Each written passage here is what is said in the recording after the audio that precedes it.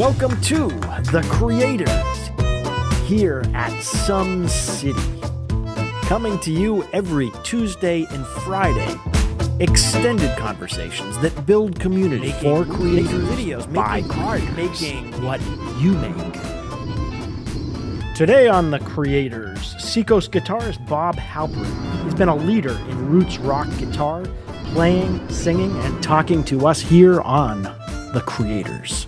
So subscribe to our channel, comment, and most importantly, watch Building with Us as we build community with you. Good afternoon, everybody, and welcome back to SomeCity, located in beautiful downtown Somersworth at 67 High Street. This is another episode of The Creators, where we interview and often hear from, in terms of the creations of different types of artists and other types of creators.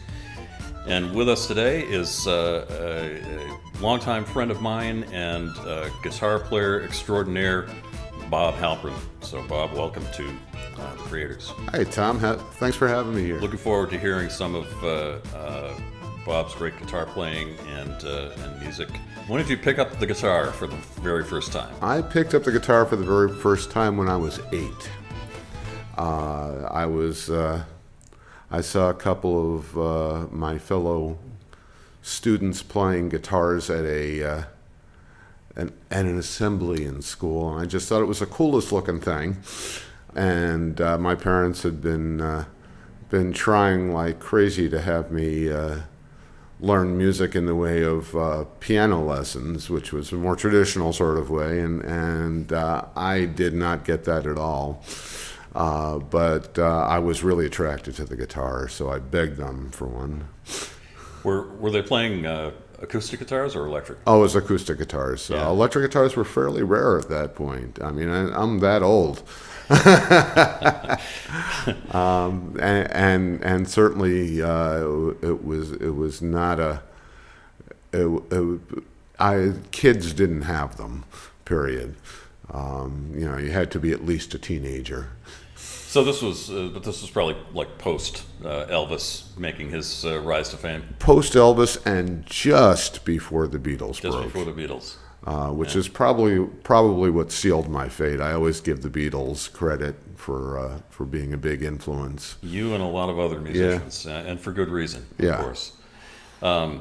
So then from there, before you played your first live gig of your own, did you go to school did you take music lessons or just kind of self-taught? Yeah, well, I took the gym teacher at my elementary school was making a little extra money by giving guitar lessons. In retrospect, I knew he really didn't know very much at all, but and would get very angry at me when I went ahead of him in the book. But I took from him for a while, and then kind of struck out on my own a bunch after that. And was this in this neck of the woods here in Seacoast, New Hampshire? Not even close. No. I grew up in. I was born in New York City, and I grew up in the suburbs of New York. So I was in Westchester County, a very affluent suburb. Yep. Yeah. All right. And then, how did you happen to make your way up this way to Seacoast, New Hampshire? Oh, it was a long bouncing back and forth. After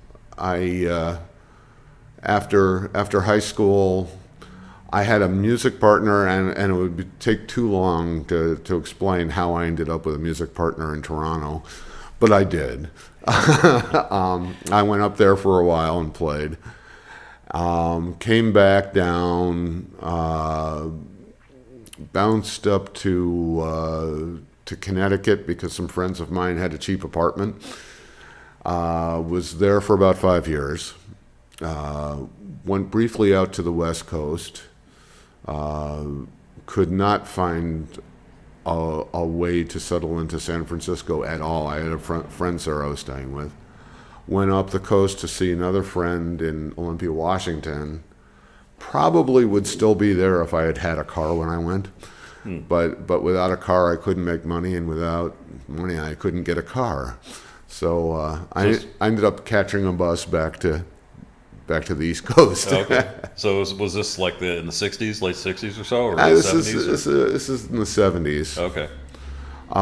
And it was in 78 that I ended up heading to Cambridge, Mass. Oh, okay.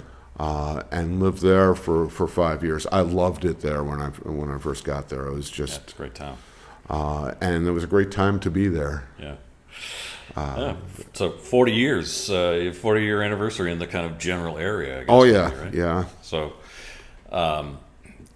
let's talk for a minute about, you mentioned earlier that the Beatles, were certainly an influence Sure. in a certain respect.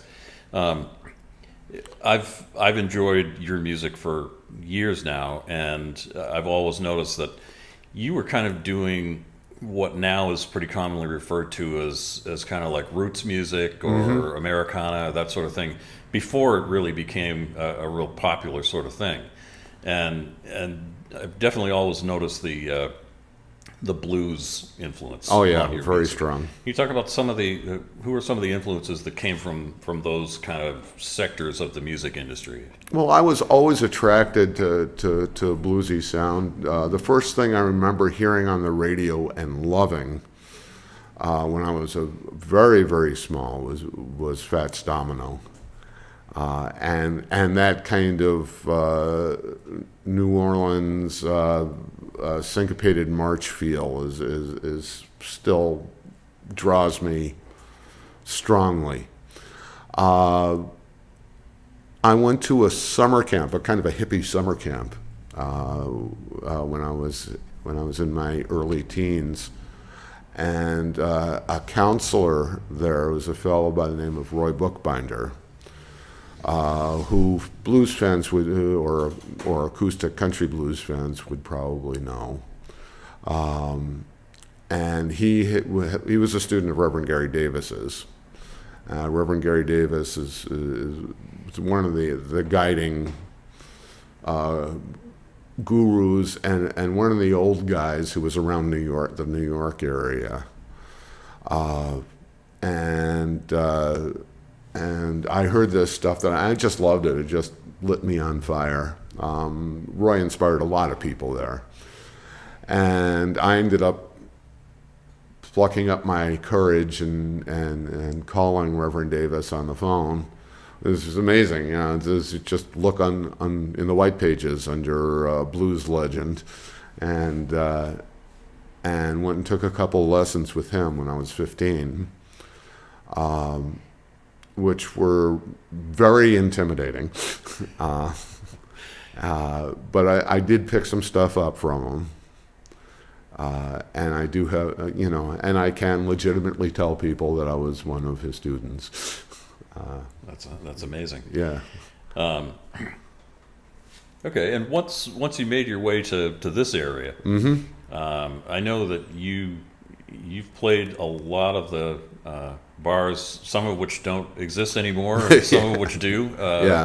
All throughout a pretty wide radius in and around Portsmouth. Yep. Even further out than that. You talk about what were those? What have those years been like? And I know you're still doing that. So you've had. I'm doing it in a different way these days, as most people are doing what they used to do years ago in a different way now. When I first came to this area, and the way I got here from Cambridge was that when I was living in Cambridge, I was playing up here all the time. I mean, there was more work for me in the Seacoast than there was around the Boston area at that point. And then I went to Europe for 6 months and did some playing and traveling there, and came back. And it didn't make sense for me to go back to Cambridge. As much as I had loved it, a lot of that had changed, and it was time to go somewhere else. And I came to the Seacoast, And the amazing thing about the Seacoast in those days is it attracted a lot of people. I mean, I was part of a large influx at that time, and that went on for years after I got here too. There were still people pouring in, because first of all, there was so much work in the area. There was such a local belief in music and in local musicians. And a lot of built-in support. It was a wonderful place to be. I was making a living within 25 miles of home. I was playing 3, 4, 5, 6, 7, 8 times a week. Sometimes 2 and 3 gigs a day. The phone would ring, and somebody would say, "Well, we need somebody for a band," or somebody's, there's a new bar opening, or and you go to the supermarket. And I always brought my appointment book to the supermarket because I got a lot of work running into people there. So, I'm double booked for this date. You want it? It was a rich and wonderful time. And what I always say is, we knew we had it good. We really didn't know how good we had it. But but it was pretty much as close as you get to paradise for us lower level music peons here. Can you take us back, to that time when there was so much work, and maybe talk about, is there a particular story that you like to tell from that time, or maybe who were some of the musicians that you particularly liked playing with back then? Oh, well, I mean, there were so many. I'll tell you one of my favorite stories from back then, to show you how thickly settled the area was with musicians. One day I was walking down Daniel Street in Portsmouth, and I saw Larry Garland, the jazz piano player.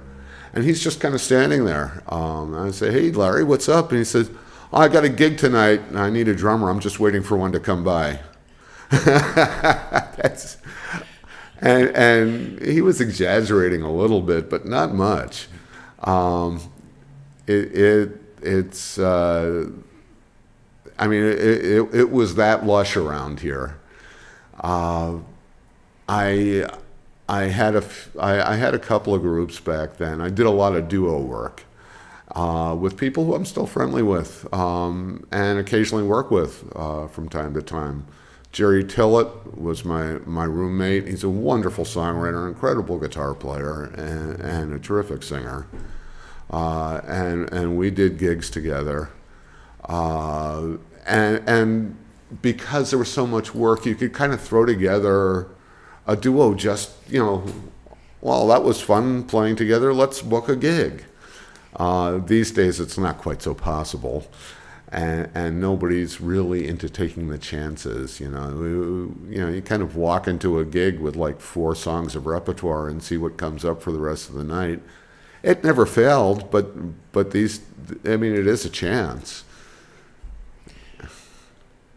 And you, another musician who you played with back in those days is, I met you through a mutual friend, Stanley. Stanley Longstaff. Yep. Stanley's part of the reason I actually ended up migrating up here. Stanley and I were roommates in Cambridge,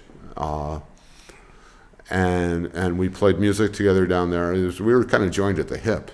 Because we worked at the same place. We worked at a place called Sandy's Music in Cambridge, and we were in a band together, and we were roommates. We'd go hit the bars together and get home and break out our instruments and play until 3 or 4 in the morning. And Stanley was a wonderful friend. He was an amazing, just one of the few people I've met who I could call a natural musician. It's a pretty rare thing. Most of the musicians I've known, and I've known thousands at this point, but most of everybody has worked pretty hard to get every lick of what they have. And Stanley, it came very, very easy to him. He could just open up his mouth and a harmony would come out. He would pick up a new instrument, and within a week he would have it down well enough to play on stage. And I remember getting very upset with him, actually, because he didn't tend to follow up when things. I mean, you know, I guess if I had that sort of ability, I would kind of, you know, when things got hard, I would just look for another instrument to pick up, and that's what Stanley did a lot. And I ended up screaming at him in a bar in Cambridge one day. It's like stomping out. Yeah, I mean, we were still friends, but it was just frustrating for me. I mean, I did not have that advantage. I didn't have music around me when I was growing up that much, and I didn't have that natural ear that Stanley had. He was amazing. He's a great singer too, beautiful singer. Well, before we get into kind of more current events related to your music career, I see that you brought a couple of guitars with you, and I did indeed to have a song. Okay, well, okay. If you'll allow me a moment, I'll even tune for you. All right.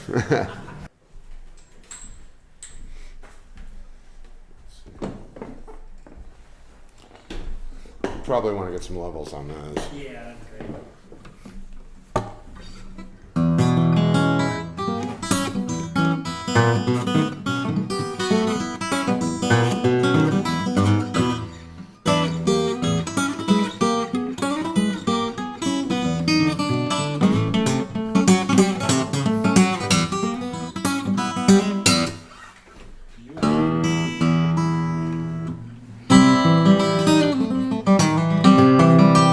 Well, I'm going to do something that's. I've done this a lot over the years. This is a song. It's in the perhaps my favorite blues style in general is called Piedmont Blues, and it's a style that comes out of from northern Florida up through the Carolinas, and Reverend Davis was out of that tradition, and this was written by probably the best known of the Piedmont guitar players, a guy called Blind Blake,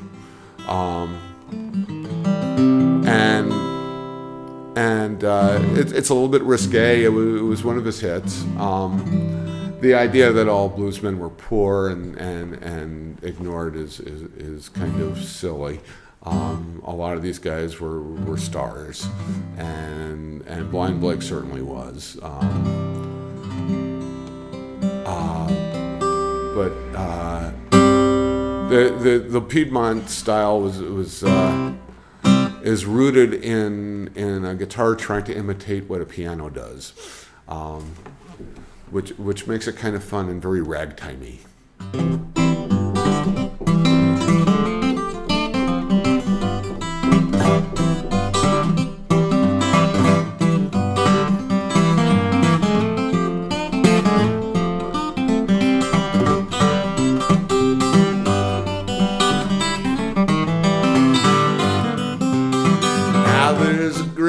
Mystery, and it sure is worrying me. That's a diddy wop diddy, diddy wop diddy.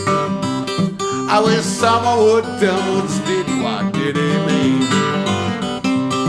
Well, I went out and I walked around. Somebody shouted, "Look who's back in town, Mr. Diddy wop diddy, diddy wop diddy." I wish someone would tell me what this diddy wop diddy means. Some little gal about 4'4" said, "Come on, Papa, now give me some more of that diddy wop diddy, diddy wop diddy." I wish someone would tell me what's diddy wop diddy.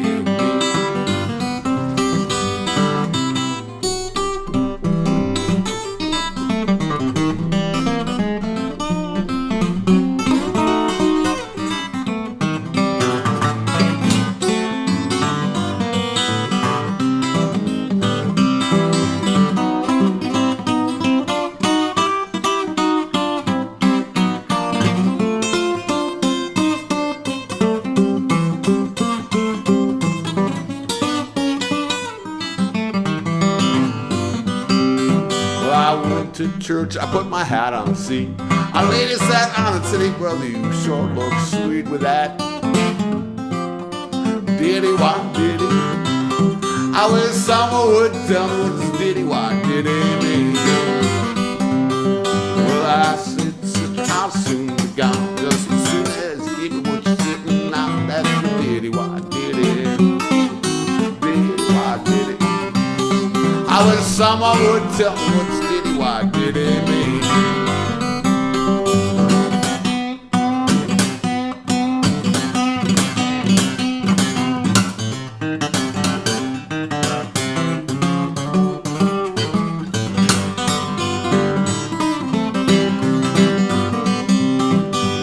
I got thrown out of church cause I talked about diddy why diddy too much. Yeah, diddy why diddy, diddy why diddy. I wish someone would tell me what this diddy why diddy mean.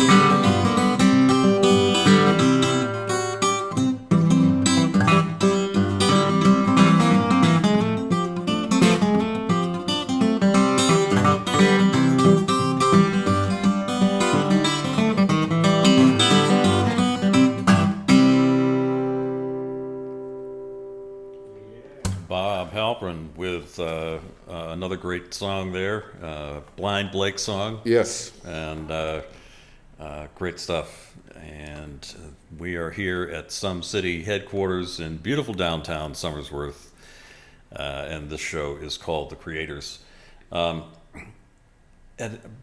Bob, we've talked quite a bit about some of the artists that have influenced you, right, and so on.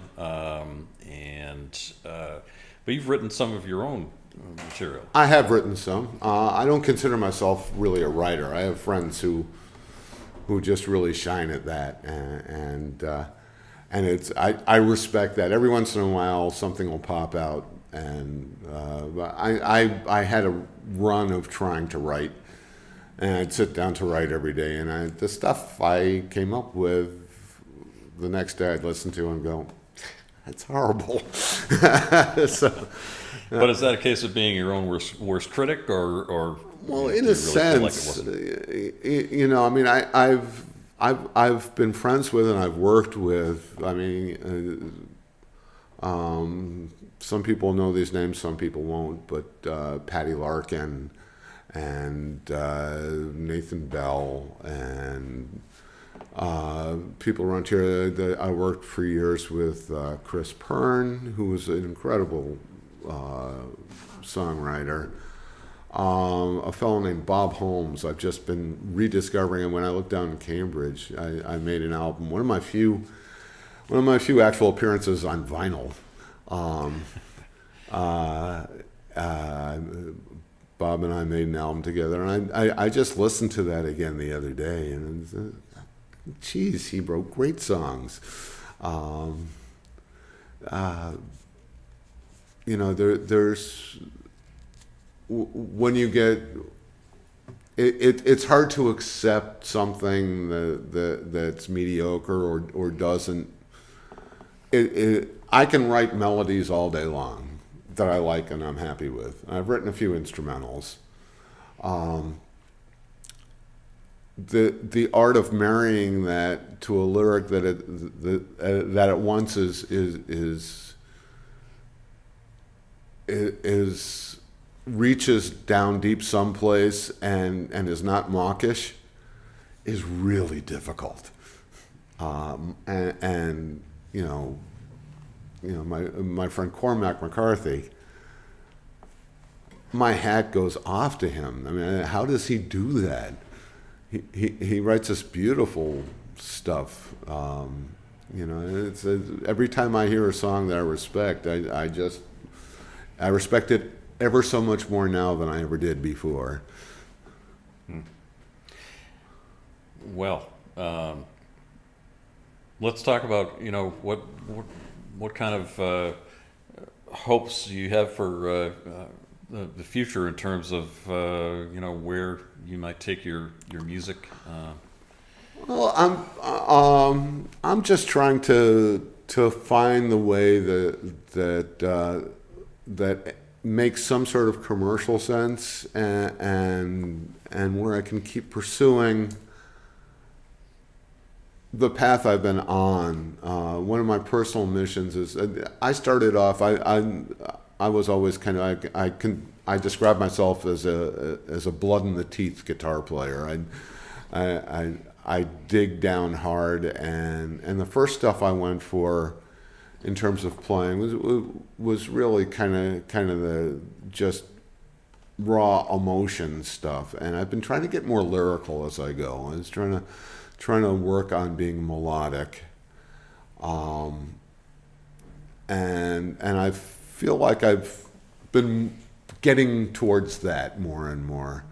I worked with a group, an Americana sort of group called Wood and I for over 9 years, close to 10, and I still have fond memories of it, and I'd like to take where I was going with that a little further.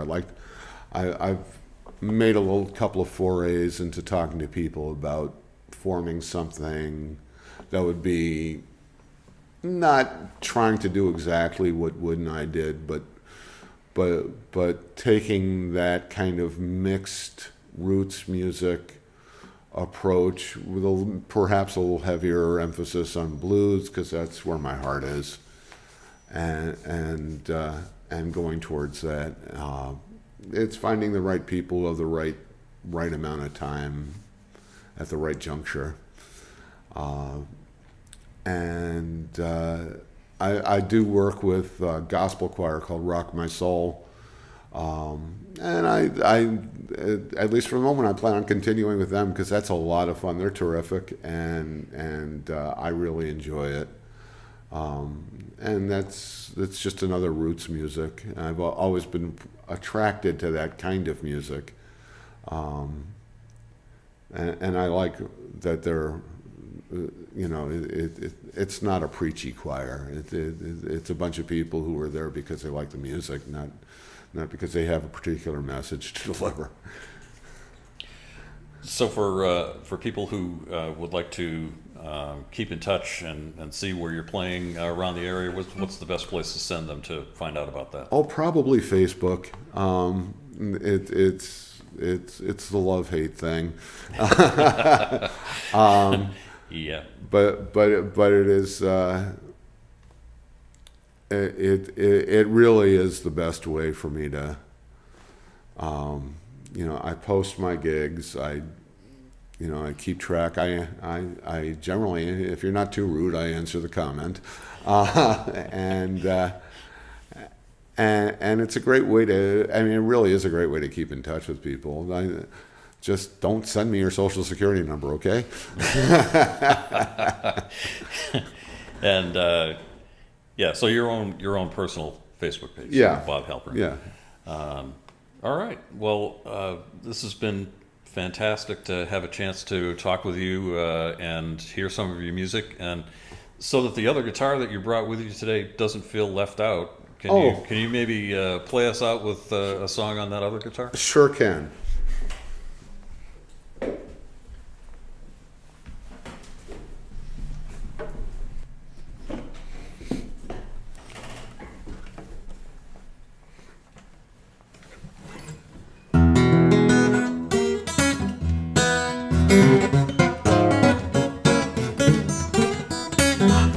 Got it? Thank you. Sure.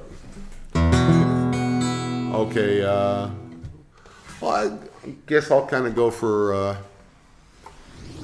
see if I can pull off this one I actually wrote, so, she's a downtown girl, and, if I can remember it. That was just wrong.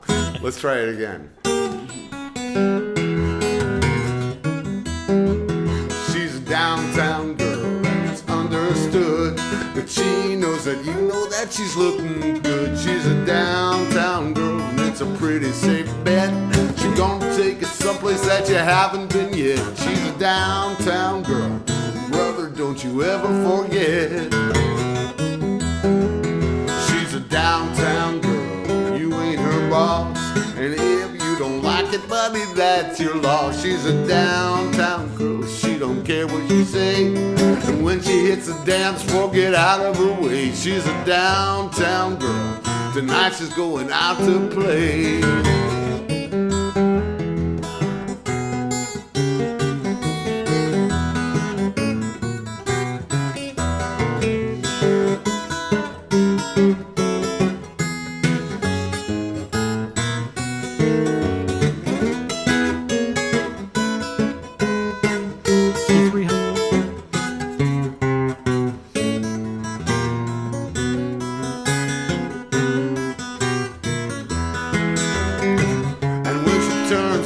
Love lights on, you know it's just no use to fight. You'll be thinking about her all night long, way until the morning light. She's a downtown girl, she's a real live wire. Play with her and you're playing with fire. She's a downtown girl, she's one of a kind. And if you can't see that, man, you must be blind. She's a downtown girl, likes her sugar unrefined. She's a downtown girl, and she's gonna drive you out of your mind.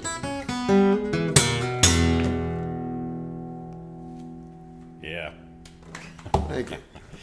Bob Halperin, thank you so much for being here today on The Creators, here at SomeCity in beautiful downtown Somersworth, New Hampshire. Absolutely. Absolutely. It's my pleasure. It's my pleasure too. Thanks.